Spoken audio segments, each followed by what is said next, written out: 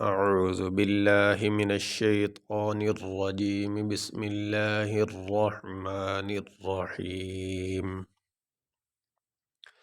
ألم تعلم أن الله له ملك السماوات والأرض وما لكم من دون الله من ولي ولا نصير حمزہ زبر لام میم زبر لم علم تا عین زبر لام میم زبر لم علم تعلم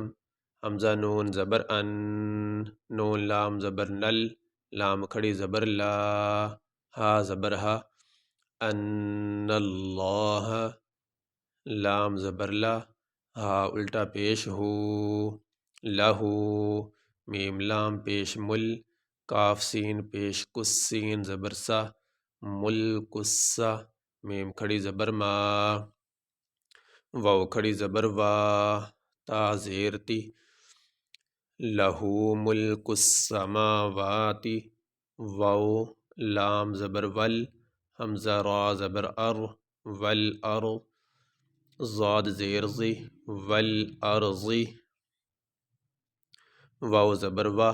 میم الف زبر ما وما لام زبر لا کاف میم پیش کم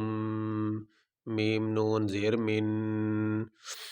وما لکم من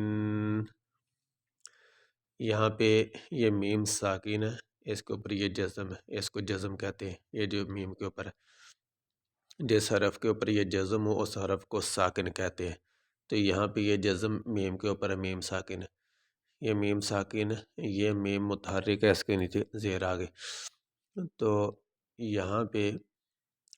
اس میم کو اس میم کے ساتھ ملا دیا گیا، اب یہاں پہ ایک میم پڑھا جائے گا، اس لیے اس میم کے اوپر تشدید ہے، تو اس میم کو ظاہر کرنے کے لیے یہ اوپر تشدید آ گئی، یہاں پہ غنہ کریں گے۔ وما لکم من دال واو پیش دو نون لام زیر نل ہا زیر ہی نون لام زیر نل لام کھڑی زبر لا ہا زیر ہی من دون اللہ میم نون واو زیر میم واو زبر وا میم وا لام زیر لام یا زیر لی یا واو دو زیر یم واو زبر وا میم ولی یم وا لام الف زبر لا نون زبر نا صاد یا زیر صی را دو زیر رن من ولی ولا نصیر۔